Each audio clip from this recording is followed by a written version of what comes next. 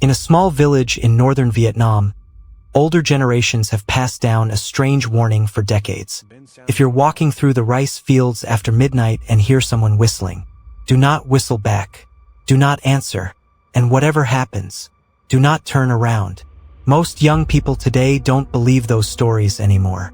But more than 30 years ago, a fisherman named Phuc learned why that warning existed. One rainy season night, Phuc was returning home from the river much later than usual. The only path back to his village crossed a vast stretch of rice fields. The moon was hidden behind thick clouds, leaving the countryside almost completely dark. As he walked, the sound of wind moved through the rice plants, creating a soft rustling noise around him. Then he heard it. A whistle. Faint, distant. Phuc stopped and listened. A few seconds later, the whistle came again. This time, it sounded closer. He looked around but saw nothing except endless darkness. Assuming someone was trying to scare him, he continued walking. But the whistle followed.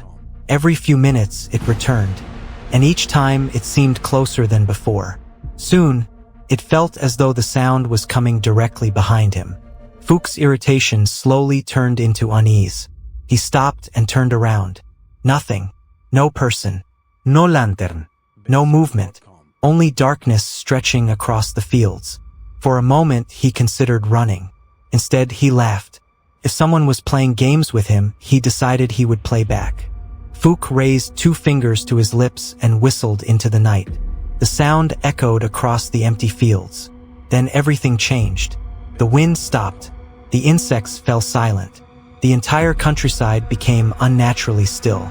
The silence felt wrong, almost as if the world itself was holding its breath. A cold chill crawled up his spine. Then another whistle answered. But this time, it wasn't behind him. It wasn't somewhere in the distance. It came from right beside his ear.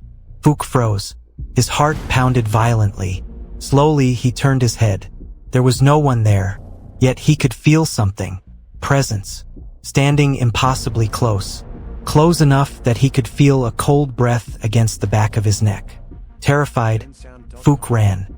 He sprinted across the fields and didn't stop until he reached his village. From that night on, people noticed something strange about him. During the day, he seemed normal. But after sunset, he would sit alone outside his house, staring toward the rice fields, watching, waiting. Whenever his family asked what was wrong, he refused to answer. A week later, Phuc disappeared. The villagers searched everywhere. 3 days later, they found him. He was sitting alone in the middle of the rice fields, completely motionless. His eyes were wide open. His skin was pale. But what terrified everyone the most was the smile. A calm, peaceful smile, as though he had finally reunited with someone he had been waiting for. To this day, some villagers still repeat the old warning. If you hear a whistle in the rice fields after midnight, keep walking, because sometimes the thing calling you isn't human. And once you answer, it knows who you are.